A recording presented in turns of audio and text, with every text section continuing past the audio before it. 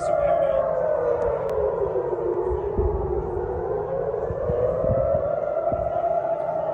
Thank you. Yes, I can. From midnight onwards, Israel faced a series of drone and missile attacks launched from Iran. Sirens and explosions were reported in Tel Aviv and the Golan Heights.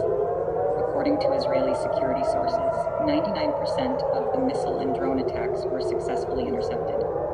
Do you think the Israel-Palestine conflict, with the involvement of other countries,